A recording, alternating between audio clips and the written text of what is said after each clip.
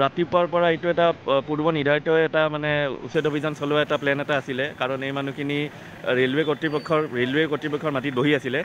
আৰু আজি আপোনাৰ প্ৰায় ৩-৪ দিনমান আগতে, প্ৰায় এসপ্তাহমান আগৰ পৰা আমাৰ এনেকুৱা চলি আছে যে বৰপেটাত প্ৰথমতে কৰিব লাগে, কাৰণ ৰেলৱেটো ডাবল ট্ৰেক হ'ব, আৰু ডাবল ট্ৰেক হ'লে এই এৰিয়াৰ উন্নয়ন হ'ব।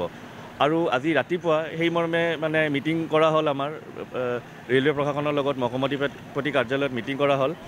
তাৰপিছত আমি উপনীত হ'লোঁ যে আজিৰ তাৰিখত আমি দিন ধাৰ্য কৰা হ'ল। আজি ৰাতিপুৱা প্ৰায় 10টামান বজাৰ পৰা 10:30মান বজাৰ পৰা এই উচ্ছেদ অভিযান চলিছে ৰেলৱেৰ মাটিত, ৰেভিনিউ মাটিত নহয়।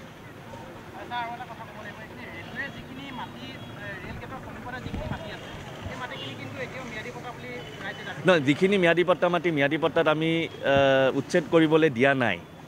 ম্যাদী পট্টা অলৰেডি জৰীপ কৰা হৈ গৈছে। তো ৰেলৱেৰ যিখিনি মাটি আমি ৰেলৱেক দেখাই দিছোঁ যে আপোনালোকৰ এইখিনি মাটি আপোনালোকে যি কৰে মানে কৰিব পাৰে। আৰু উচ্ছেদ অভিযানৰ কাৰণে যিহেতু মানে মেজিষ্ট্ৰেট লাগে, সেইকাৰণে 2জন দণ্ডাধীশ আমাক ইয়াতে বাইদেৱে মানে মহকুমাধিপতি বাইদেৱে দিছে।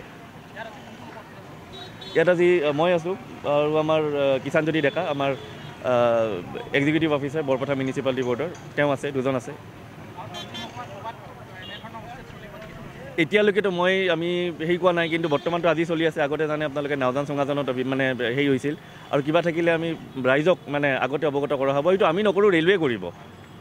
এই বিষয়েনো কিনো কম, এটা প্ৰতিষ্ঠান খুলি লৈ পেলানি ইয়াতে নিবনুৱা হিচাপে আমি সংস্থাপন লাভ কৰি আছিলোঁ। আজি কি বুলি ক'ম, এতিয়া ক'বলৈ ভাষা ওলোৱা নাই। আৰু ভাঙি যেতিয়া চুৰমাৰ কৰি নিছে, ইয়াৰ পিছত আৰু ক'বলৈ বেলেগকৈ ভাষা ওলোৱা নাই। তথাপিতো যিটো উচ্ছেদ অভিযান চলালে, ইয়াত আমাৰ বহুত ক্ষতি হ'ল। ক্ষতি হোৱাৰ পিছতো ইয়াৰ কিছু অংশ থাকি গৈছে, কিছু অংশ ভাঙি নিছে। কোনপিনে কি গৈছে আমি ধৰিব পৰা নাই। গতিকে আমাৰ প্ৰতিষ্ঠানটো ভাঙি নি লৈ পেলানি আমাৰ নিজৰ নষ্ট হ'ল। আৰু কিমানখনমান ব্যৱসায় প্ৰতিষ্ঠান ইয়াত প্ৰায় 70খন প্ৰতিষ্ঠান আছিলে, সৰু ডাঙৰ। তাৰে বহুতেতো ভাঙি নিবলৈ নাপালেই। তাৰ মাজেৰে কিছুমানে ভাঙি নিলে আৰু কিছুমানৰ থাকি গ'ল।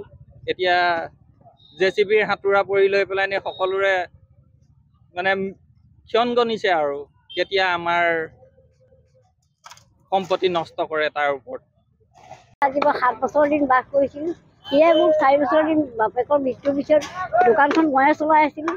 আজি এতিয়া মোৰ জীৱিকাৰ পথটো আৰ্জন হৈ আছিলে। আজিৰ পৰা মোৰ জীৱিকাৰ পথটো মই উভৰি নিচিনা জীৱন কটাব লাগিব। কিনো ক'ম আৰু এতিয়া মই কেনেকৈ কটাওঁ, মোৰ পৰিয়ালটো কেনেকৈ ভৱন পোষণ দিওঁ, মই তাকে ভাবি মোৰ কুটীৰ শিল্প আছিলে, তামোল পাণ আছিল, তাৰপিছত গুড়, তাৰপিছত এই আমাৰ অসমীয়া খাদ্যৰ জলপানৰ এখন দোকান মই তৰি লৈছিলোঁ।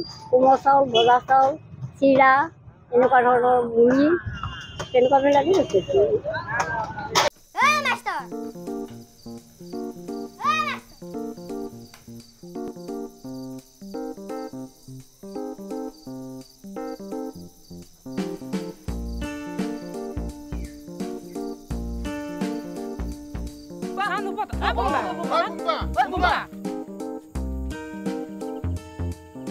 Yo, kalau suap goreng ya sisi kota bumi